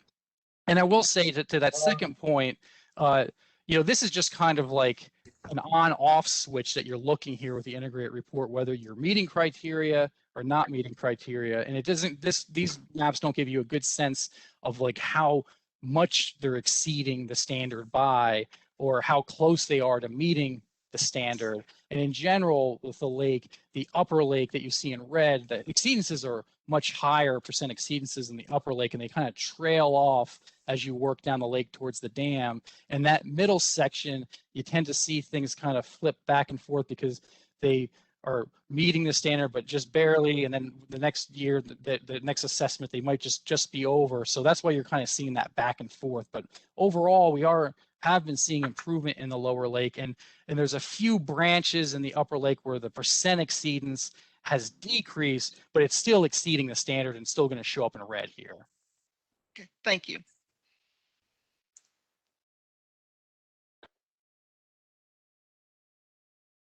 Oh, yes, I did. Sorry about that. I just muted myself inadvertently. Commissioner Deerhake. Thank you. I did ask a number of questions yesterday when this was presented at the Water Quality Committee. I'll just highlight 2 or 3 things that I mentioned then. One was the decrease in atmospheric deposition of nitrogen, some more or less attributable to steps such as the Clean Smokestack Act, but we still have mobile sources, of course, to deal with. That has led to a 20% decline in inorganic nitrogen deposited into that area. I did ask, and John was able to get back with me so quickly this morning of whether or not the inorganic nitrogen included reduced nitrogen or NHX, such as ammonia or ammonium. And I don't believe it does at this time. So that's something to look at in the future. Another point to emphasize, and Commissioner Rodden mentioned this, is the role of sediment. On page 85 of the report, it said 14% of the total nitrogen in the lake be attributed to sediment and 9% of total phosphorus. I hope I got that right, John, for Yes. the loads. Again, attributed to sediment. Sediment is an issue that's becoming more prominent in many watersheds around the state. Definitely a serious research need, and I hope that the university's collaboratory staff will continue to work to learn more and improve the modeling or begin the modeling that's needed for sediment. And then finally, one suggestion that I had where they were talking about the reductions achieved by the wastewater treatment plants, and we thank them for their substantial investments in time and energy into that, relative to the fact that they're only at 50% of their flow capacity. I think it would be useful to project the population growth or the increase in load or demand or increase in capacity of the wastewater treatment plants that will be used in future years. I think with all the other studies are going on, some modeling to forecast how rapidly the loads are going to be increasing will be useful too as we approach the stage 2 deadlines. Thank you. Thank you very much. Commissioner Harris? My question was answered. Thank you. Thank you. Commissioner Keene? No comments or questions. Thank you. Commissioner Lazorick? No questions. Commissioner McAdams? Chair Myberg, primarily nothing but praise. The report here that's very well crafted and presented, I think tells a real success story or a success in progress that is occurring pursuant to the Falls Lake nutrient management strategy enacted in 2011. And so many of the goals are being met. And I'm impressed by the extent, but not surprised by the extent of the buy-in by the local governments and the creation of the Upper Neuse River Basin Association and the effect of their work here. I feel like while there's still things to be accomplished, this lake is in good hands. There's a lot to be proud of here and to congratulate the people involved in. John, I wonder if you could go to your slide 10, only because I thought that raised a question, and now all I can remember is that it was slide 10, so it might not. Toolbox, yes, I see the UNRBA's interim alternative implementation approach, IAIA, an investment-based approach, and it de-emphasizes the pounds. I find that surprising. Apparently, there's an encouragement to apply money, and then the effect of the money, the pounds reduction, is de-emphasized. Can you give any perspectives? Sure. Yes, that's a great question. And so basically with the existing development stormwater program, initially as we were developing the model program, we were working with local governments and the UNRBA on developing what their load reduction needs were under the existing development rule, like developing what we call jurisdictional loads, like counting up their pounds. And there was lots of debate about the methodologies and how to calculate those pounds and disagreement on the best approach for that. And likewise, as we talked about measures that they can implement, you know, we tend to focus on things that we can quantify, pounds, credit they can get. Meanwhile, there's other practices that likely have some sort of water quality benefit, but we don't yet have all the research to quantify the pounds. So it kind of created this imbalance of, coming to agreement on just how much of a pound reduction you need and just how much credit you'll get for each practice that you implement. So by having this investment-based approach, we kind of step away from arguing over pounds, jurisdictional loads, and pounds of credit, and really just, get people motivated to implement practices that we all agree have some water quality benefit. And where they can track pounds, they will track the pounds. But it just prevents everything from stalling out and arguing over pounds accounting for jurisdictional loads and crediting, and gets things moving forward. Okay, well, thank you. We hope, and I expect it is the case, that there is some vigorous efforts to track the effectiveness of the dollars being spent. That's all. Right. That's a very important aspect. Yeah. Very good. Well done, John. Division of Water Resources, DEQ, State of North Carolina, and all of the surrounding local governments. I think this attention to Falls Lake is having a great effect on it. We should be proud. Thank you. Thank you very much. Commissioner Monist? Nothing, thank you. Commissioner Solomon? A couple of questions and comments. I think, go back to slide 15. I think Commissioner Davis had a question on that one too, but I'll go back to. My question for John is, and John, you can get this to me. I'm just curious, how many, I didn't see it in the material, but how many assessment units were originally in 2014 and how many are in 2018?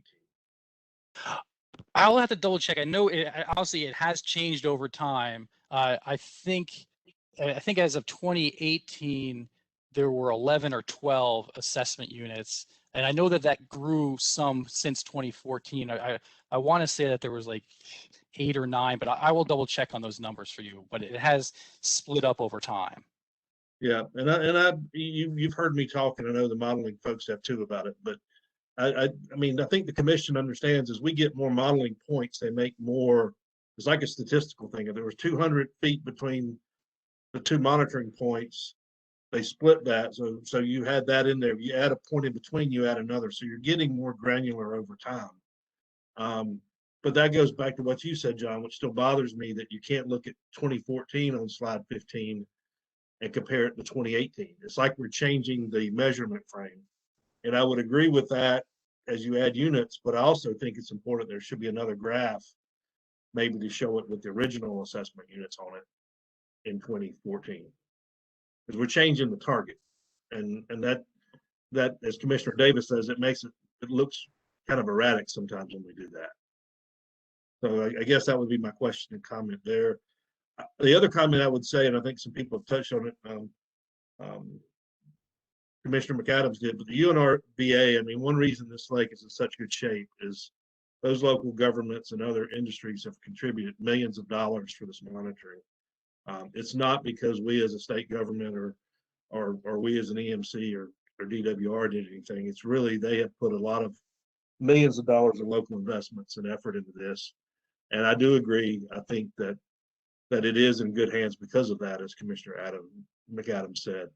But we've got a lot of other lakes around the states that aren't. So it's really easy to get captivated on this one or on Jordan or some of the other lakes where they do have investment in it and attract to those. There's a lot of lakes and poor areas that we need to do a better job as a state on, and we need more money for monitoring, and I think we all know that. The other thing I would say is we're also blessed here, and I think it needs to be recognized that most of this has been done by people paying higher rates in their wastewater bills. Obviously, it's harder on stormwater because they don't want to charge the development fees to do that. But that is where the battle is. So I think this area is also blessed with having customers here on the wastewater side that have been willing to pay extra money to do this, where we don't have that across the state, and we don't have that in stormwater. So just a comment there. Thank you very much. I will just close with a couple of comments of my own, and many of them echo ones that have been already said. And the first one is to echo Commissioner Solomon's comments about the constructive role that the UNRBA has played in this, both with respect to all of the work that the Upper Neuse River Basin Association has done on sampling, as well as the development of the model programs that we approved back in January. I mean, this is a really constructive engagement and something that is a credit to the members of the association and a good model for things that can occur elsewhere. And so there's a lot to praise about all that. It is always true in my experience that the more data you have, the better decisions you can make. And that's really been a key here. The second thing, just general observations, is when you look at the loadings story on this, there is a lot to be pretty excited about, that the wastewater treatment plants seem to be doing their job, and the agricultural reductions in nitrogen and phosphorus are encouraging as well. I think, as sort of Commissioner Solomon suggested, that the interesting thing has to do with the stormwater side, that the model program development that we approved back in January, I think, is an encouraging development there.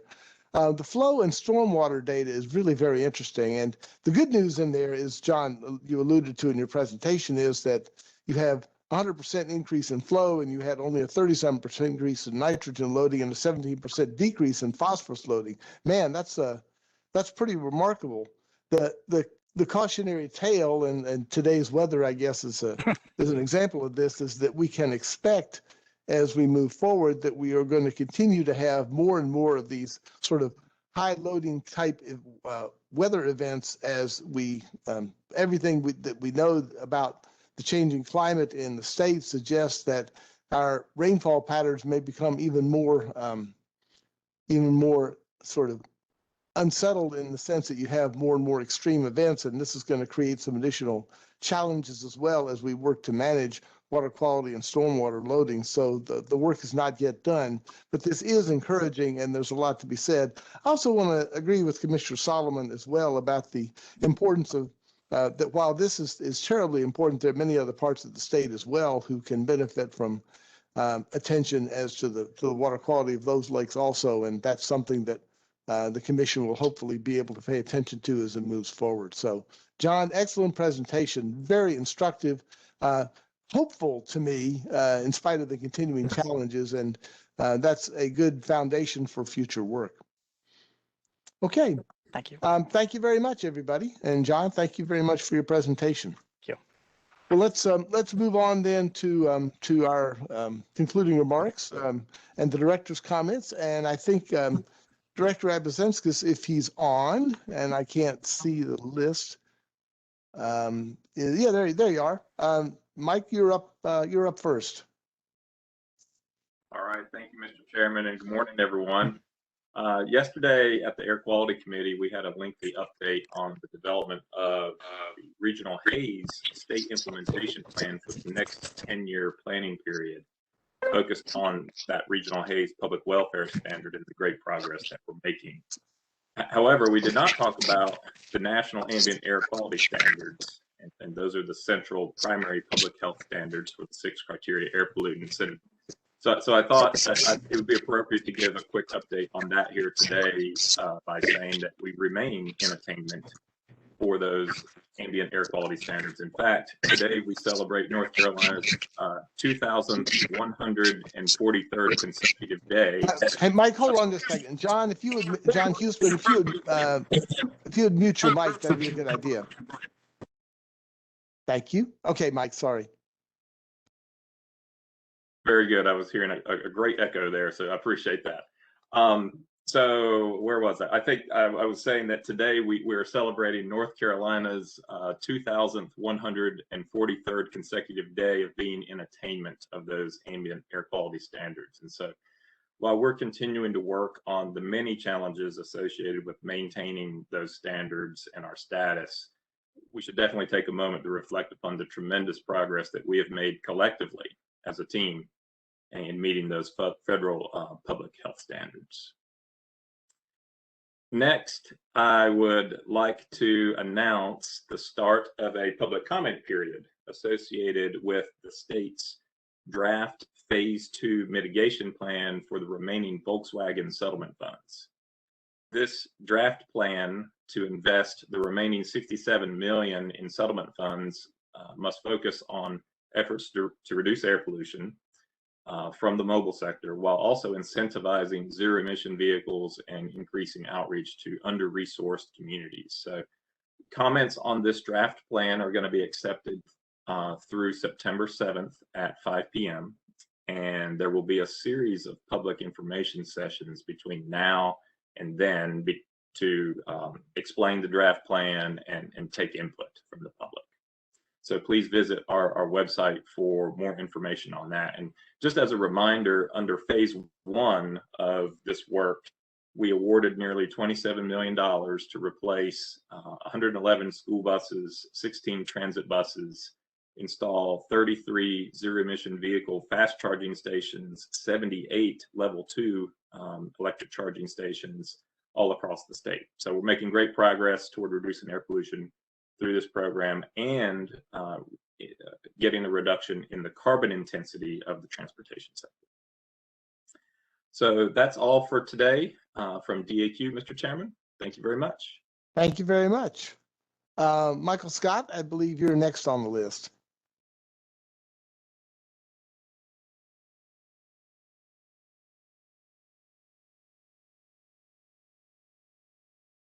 Thank you, Chairman Myberg. Can you hear me okay? Yes, I can. Let's see. Try to turn on my camera here. There we go. Hope everybody's doing well and staying safe. I would like to give a special thanks to Dylan Friedenberg, Ethan Brown, and Lois Thomas for helping keeping things rolling with the commission meeting today with the torrential rain that we've seen. So special thanks to them and all the other water resources and air quality staff who've supported the commission during the pandemic. Just a few items to update today. In the General Assembly, Chairman Myberg and other commission members, Senate Bill 60 was approved by the Senate and sent over to the House. This was the bill that was filed disapproving certain solid waste rules that were approved by the commission pertaining to C&D and MSW landfills. There were particular components related to the closure permits, IMAC references. We were able to reach some consensus with industry on the draft bill language, and that's moved over to the House for consideration. So we'll keep the commission updated on that. Within the General Assembly, we've also seen Senate Bill 474, which revised certain statutes and rules pertaining to septage management in our solid waste program. Some of those changes include some extensions of those 5-year permits to 10-year permits for septic land application, detention, and treatment facilities. That bill was ratified, Senate Bill 474, and sent to the governor here at the 1st of July. So 2 quick updates on the General Assembly front. A lot of work continues to go on with our underground storage tank program with the Colonial Pipeline release, which we've updated the commission on before. The quick updates on that front, the free product recovery of the fuel that was lost at that particular site in Huntersville, North Carolina. The recovery volumes are up now to around 1.1 million gallons. The last estimate from Colonial was that approximately 1.2 million gallons were released, but Colonial has noted that that release estimate would need to be revised. The good news here is that private well sampling around that particular release site continues to show no petroleum constituents or impacts to private well users. We also continue a lot of work on the Camorr site in Bladen County, another site where there's a lot of private well sampling occurring now out to beyond 14 miles from that particular site. With different PFAS detections, unfortunately, in private well water and different treatment systems being required under the consent order between DEQ and Camorr's. On a similar PFAS note, we continue to have active discussions on proper PFAS disposal in North Carolina, everything from the management of PFAS impacted soils to filter media. You know, once we remove these contaminants from the environment, you know, what does proper disposal look like? And so just sharing with the commission this morning, you know, that active discussion and one that we obviously will keep the commission updated on.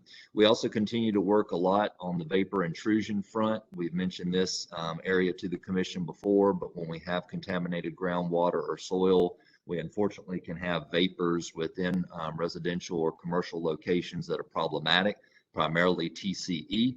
And so a lot of ongoing work, especially with our brownfields and Superfund programs in that particular area of vapor intrusion. And we're actually having a risk communication training event today on TCE, internal to our DEQ staff, regarding the management of TCE and vapor intrusion within structures. So with that, thank you for the opportunity and hope everybody stays safe today.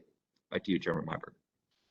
Thank you. And I should have asked after Mike spoke, and I will after Michael as well, do any members of the commission have questions for either Director Abrazenskas or Director Scott?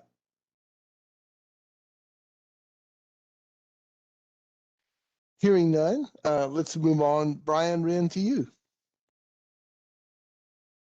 Thank you, Chair Myberg. Good morning, everyone.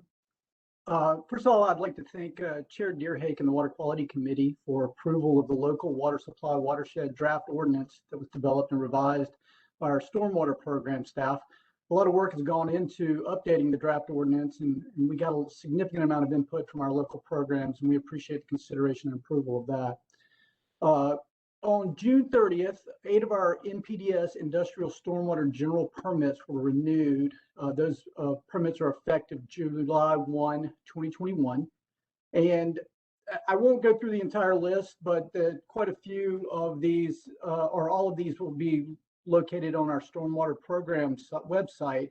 And the main updates to these general permits were increasing the analytical monitoring frequency from a semi-annual basis to a quarterly basis to capture data from all seasons and allow permittees to more promptly identify and address problems on their sites. A lot of text that are in large blocks were broken into bullets for easier understanding and improved enforceability, and consistency between the general permits was improved, along with some updates to terminology and references in the NPDES rules and federal rules. Continuing with our stormwater program, we'll be rolling the remainder of our NPDES stormwater industrial permittees into our electronic data monitoring reports, the EDMR, that was mandated by EPA. That will take place January 1, 2022. If you'll remember, I reported earlier that our individual permits have already gone into that EDMR system. So this will bring the rest of the industrial permittees in. This will provide some benefits to like greater efficiency for the permittees, much easier to submit their analytical data, improved ability to analyze the stormwater data on Daimler side, and some savings of natural resources such as printer, paper, printing, ink, and postage. And finally, with the stormwater program, we're developing a stormwater control measure operation and maintenance website. And we hope to have this available August 1st, 2021. The website will include inspection forms that are tailored to each stormwater control measure, as well as instructional webinars. And these webinars are going to be taught by Dr. Bill Hunt at NC State. And I think you're all very familiar with him. He's a great instructor, a great conversationalist, and we think these will be very helpful to the regulated community. And finally, on a Saturday, recently an incident occurred, and I'm sure many of you have heard about this, at the Dan River Lowhead Diversion Dam, resulting in the deaths of 5 individuals who went over that Lowhead Dam in a tubing accident. And nationwide, it's estimated that over 550 people have been killed in similar circumstances since the 1950s. So in response to these deaths, our dam safety program requested Duke Energy to evaluate the dams they own and operate to identify safety measures that are already in place and determine the need for any additional measures. These measures could include such things as warning signs and buoys, flotation barriers, portage around the dam, and life-saving equipment such as flotation devices, life buoys, ropes, those sorts of things. The division will also be sending a letter to all other lowhead or run-of-the-river dam owners across the state, and we'll be releasing a public service announcement to all North Carolina citizens to help prevent further injuries and deaths. That's all I have today, and I'm happy to take any questions. Brian, thank you very much. Your first, absolutely, we remember Dr. Hunt's presentation for the commission not too long ago, and couldn't agree with you more on the value of him as an instructor. He's a great servant of the state. On the dam safety issue, the incident you referred to got a lot of coverage over here where I live, and it's a terrible tragedy. And so I'm glad you've reached out to see if we can't do something to prevent things like that from happening again. It was really just awful, and you know, your hearts go out to the people who were affected by that. And hopefully some of these measures can keep things like this from happening again. Any other questions from commissioners for Director Wren? Okay, hearing none. Danny Smith, you're up next.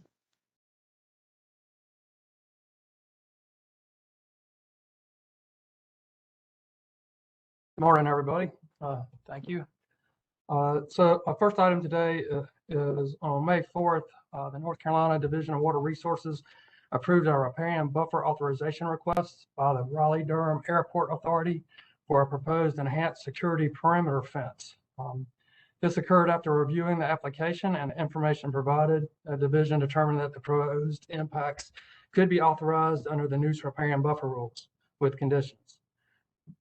This buffer authorization allows for the impacts of 0.385 acres of protected riparian buffer. The authorization certification is available at the division's website. Let's see, the Division of Water Resources issued a public notice of the 2020 and 2022 Surface Water Quality Standards Triennial Review proposed amendments. An online public hearing is scheduled for July 20th on the proposed revisions of the 15A NCAC O2B, O200, and O300 Surface Water Quality Standards and Classification. Written public comments are being accepted through August 3rd. The proposed changes and revisions include updates to standards for cadmium, cyanide, selenium, 1,4-dioxane, and other technical corrections. Proposed changes and revisions again are available on our website. A surface water identification training course was held in Raleigh. This occurred from June 7th through the 11th.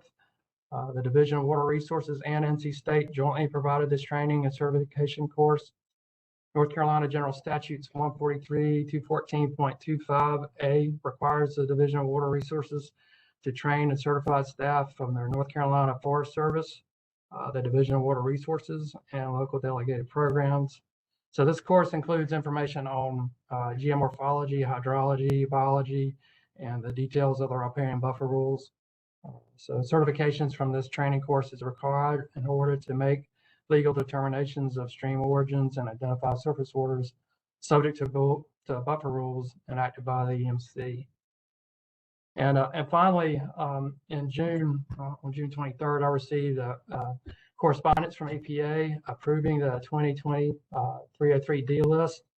This correspondence approved, the approval was for the full list. So I just wanted to take a minute and thank planning staff and water science sections for the hard work they've done on putting together the information and data for that effort. I'd like to congratulate them and thank them for their efforts. And I'd like to further mention EPA turned us around in under 25 days, and that really affirms that our methodology is working well. So that's all the items I have today. Thank you. Thank you, Danny. I speak from experience of saying if you got it turned around in 25 days, that's may not quite reach the walking on water stage of miracles, but it's pretty impressive. And I have to agree with you about a sign that our methodology is working well. That's great news. Okay. Any other questions for Director Smith? Okay, thank you. Well, let's move on to our committee chair reports. And I'm going to do them in alphabetical order. So Commissioner Arata, I think that means you're first. Thank you. So the Air Quality Committee only heard one action item yesterday, and that was on the nitrogen oxide state implementation plan rules, which the committee initially heard and approved back at the May meeting. But since the meeting, EPA provided additional comments that have since been incorporated into the version of the rules that the committee approved to send forward to the full commission yesterday. And those comments specifically relate to the alternative monitoring for large non-EGUs and the statewide NOx SIP call budgets for EGU and large non-EGU sources. And so the revised language will be provided at the next EMC meeting. That's all. Excellent. Thank you very much. Commissioner Bailey. And thanks to Commissioner Keen for serving as committee chair in residence yesterday. Well, that's exactly what I was going to say. I'm dialing in from sunny Colorado. I hope everybody there is safe. And I wanted to thank Commissioner Keen for taking charge of the meeting yesterday. We just heard one item, and let's see. Sorry, we just heard one item, and that was the request to proceed to EMC for public hearing on the groundwater classifications and standards regarding the basically the remedial action program and cleanup programs and compliance boundary. So you'll be seeing that on the agenda, and maybe Commissioner Keen can add to that when you go around the table. Thank you very much. Thank you. Commissioner Keen, I think there's no violation of protocol to ask if you have any particular additions or comments on Commissioner Bailey's report. No, sir. Thank you very much. Honored to do it. My pleasure. Thank you. Commissioner Deerhake? Thank you. Yes, the Water Quality Committee met yesterday, and we had 3 action items before us.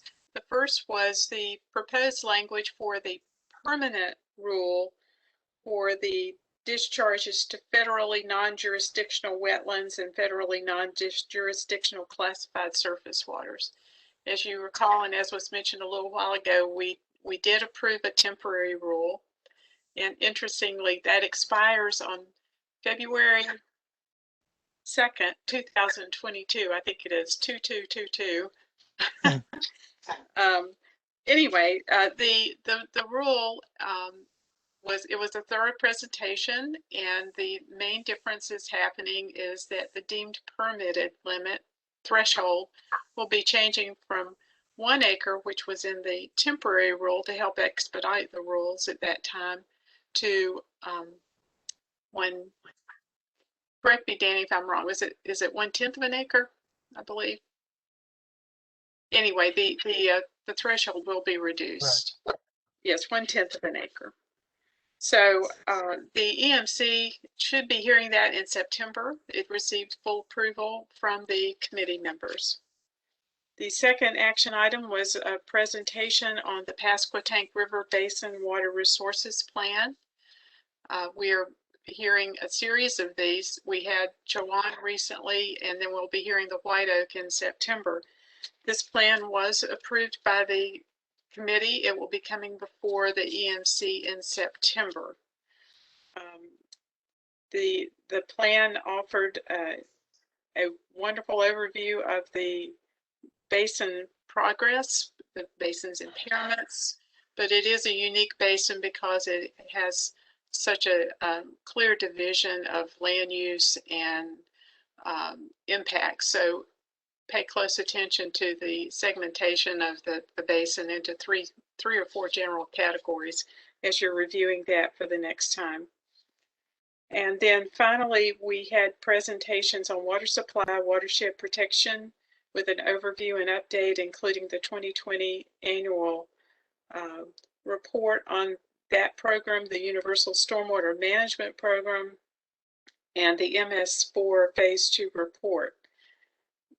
As part of that, we received a request for approval of the updated revised draft water supply watershed ordinance. It had not been updated since 1995. So we did approve that. That approval does not have to come before the EMC. So staff will proceed with that particular ordinance. I did encourage them not only for that particular model ordinance, but for other model programs. When those were originally drafted, if that involved the School of Government, as part of the drafting team. I encourage them for any revisions to go back to the School of Government to make sure they still align and are consistent with the needs of the regulated community and are legally accurate as well. So those were our action items. We had an information item reporting on minor modifications to the approved major variances. Only one occurred during this reporting period. And then we also heard the Falls Lake Nutrient Strategy presentation that the full EMC heard today. Thank you. Well, thank you very much. It sounds like the Water Quality Committee is busy as always. So yes, thanks so much. Commissioner McAdams. Mr. Chairman, on the other hand, the Water Allocation Committee had no action items and did not generate any information items, and therefore we did not meet. We await the completion of the environmental impact statement for the Fuquay-Varina Interbasin Transfer application. But no meeting, nothing to report. Thank you. Very, very good. Thank you. I'll go around the which I have to call the horseshoe because that's how I see it. For commissioner comments, Commissioner Anderson. No comment. Commissioner Arata, anything else? Nothing further. Commissioner Bailey. Nothing further. Commissioner Carter. Mr. Chairman, I have a couple of questions, and they relate to the session next week on the petition. Yes. I took a quick look at the agenda that you put out. I wasn't real clear. Are we going to have presentations by the same folks who appeared on the 15th of June? No, that was not my plan. My plan was to ask for the committee to report out from their deliberations in June, and then to have questions and discussion between the members of the commission and the staff. And I was not planning for any other outside presentations. Okay. Well, I wasn't sure. Well, it's a little bit different. I guess that is kind of the way we did last time. One thing that it seems to me could be useful though was the one thing we did not have on the 15th was any sort of well, certainly not a presentation, but I don't believe we had any particular insight from the department on their position on the petition, and I think that would at least be useful. I don't mean it has to be a formal presentation, but at least I think we should hear from the department on it. I think I actually agree with you on that. I think that's a good idea, and that would be appropriate. So, if Mike Abrazinskis would take that under advisement, and that we expect to have some conversation with him on the 13th, that would be helpful. That's all. Thank you, and I have a couple an item I'm going to talk about the meeting on Tuesday at the end too, which is not related to the specific subject of the petition, but I'll come back to that. Commissioner Davis. Nothing for me, thank you. Commissioner Deerhake. No, thank you. Commissioner Harris. No, thank you. Commissioner Keene. No, sir. Commissioner Lazoric. I just wanted to express appreciation for the teamwork and input yesterday when we really sort of last minute had to look at the fact that the storm was really going to, focus in Raleigh and right around Raleigh and had to help making that decision. So. And thank you. That was really outstanding. It was funny for me because I was, of course, in transit on airplanes at that time. And so sort of watching this going on in real time and really appreciate the teamwork of the commission and pulling together on that. Commissioner McAdams? Nothing further. Commissioner Monist? No, thank you. Commissioner Solomon?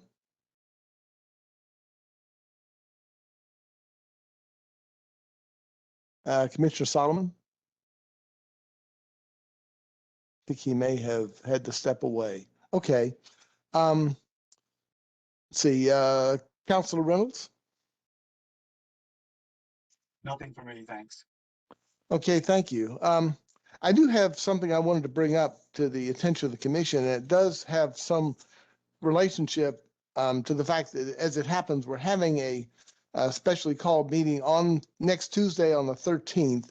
And I wanted to make sure that, or I just wanted to bring something up that came to my attention relatively recently, which was that, as I think you're all aware, back in March, we approved a special order and consent for the city of Greensboro's TZ Osborne wastewater treatment facility that related to the discharge of 1,4-dioxane. And I think as we talked about in our meeting in May, that this SOC was challenged in the Office of Administrative Hearings, and we have ongoing litigation on this. But you may have also seen in the news, and there was a press release that came out from the department on July 1st, that the city of Greensboro reported a discharge of 1,4-dioxane, which was significantly higher than the targets that were contained in the SOC. And I would add to that that the preliminary results of the grab sample in the press release showed that the levels were between 545 micrograms per liter to 687 micrograms per liter, which is an order of magnitude higher than the sort of targets that we were looking at. And so this was the city notified the department and others as what they were required to do under the special order by consent. And I understand that Greensboro is now working to identify the cause of the exceedance. But this was of concern to me, and though the litigation is ongoing, I am going to add an item to our agenda for next week's specially called meeting to discuss whether the commission should undertake a further review of discharges of 1,4-dioxane, both generally and specific to the recent exceedance. And as part of that, it may be necessary for the commission to discuss the ongoing litigation in closed session as part of the agenda item. So you'll see something coming out on that. And in the meantime, I'm asking staff to work with council to revise the notice and agenda for next week's special meeting and to have it renoticed to include this additional item. And if it's possible, and Commissioner Bailey, I know this will not be possible for you, so we'll have to figure out a way to engineer this. But if it's possible, I want to encourage all of us to attend the meeting in person if possible, because that in a closed session, that would be a little easier to engineer as an in-person meeting. Hopefully we won't have any more hurricanes come through in the next week. This one is enough, but I wanted to give you all a heads up on that because I really was concerned about this, and to have an exceedance of that degree so recently after our discussion of this in relation to the order of consent concerned me, and I want to see if there's some other appropriate steps that we may want to consider in conjunction with the department.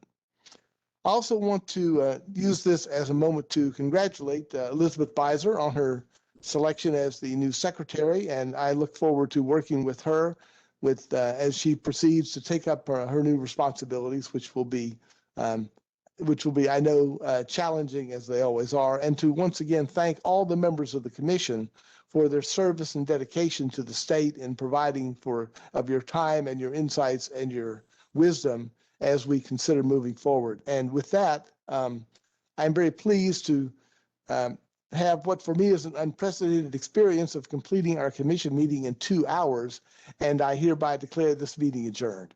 Thank you very much. Mr. Chairman, may I ask? Yes. The July 13 meeting next week, does that indeed begin at 8 in the morning? I don't think so. Okay. I thought it would begin at 9. If I am wrong about that, that please. Is the typical, and people come from all over the state, so that I just had an error on my calendar, I suppose. Marion is flashing 9 up, I think. Okay. So I'm gonna, and that is what that's what I was planning on anyway. Okay. So thank you, John. Stan, if I might, I'll be out next week also as chair. Daily. Well, that's good to know. That's good to know. If we can get in. We'll have to find a way. Lois, if you can work with, and so Steve, we'll figure something out. Thank you. Thank you. But for those of you I see in person, I look forward to it. Okay. Thanks, everybody.